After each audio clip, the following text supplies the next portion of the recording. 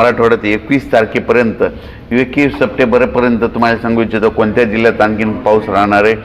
लातूर जिल्ह्यामध्ये पाऊस राहणार आहे, परभणी जिल्ह्यामध्ये राहणार आहे, नांदेड जिल्ह्यामध्ये राहणार आहे, हिंगोली जिल्ह्यामध्ये राहणार आहे, जालना जिल्ह्यामध्ये राहणार आहे, बीड जिल्ह्यामध्ये राहणार आहे, अहिल्यानगरकडे राहणार आहे, सोलापूरकडे राहणार आहे.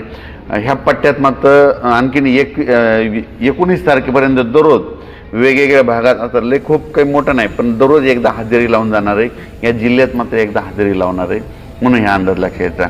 त्याच्यानंतर कोकणात देखील पाऊस आणखीन 17, 18, 19 3 कोकणपट्टीमध्ये सांगायचं झालं कुडाळपासून ते नाशिकपर्यंत ते पाऊस देखील चालू राहणार आहे म्हणून हे अंदाज लक्षात यायचा. उत्तर महाराष्ट्रात देखील तशीच परिस्थिती राहणार आहे. उत्तर महाराष्ट्रात देखील 17, 18, 19 तारखेपर्यंत असाच पाऊस राहील.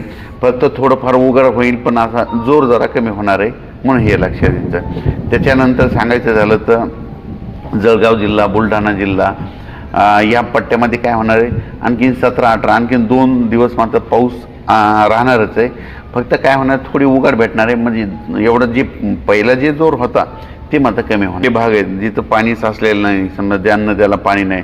आता हे जे परतीचा पाऊस आहे ना आणखीन हे सप्टेंबरचे आणखीन 10-12 दिवस आणि ऑक्टोबरचे 10 आणखीन 20 दिवस मात्र पावसाचे दिवस राहिलेले. त्याच्यामध्ये तेव्हा जे वंचित भाग आहेत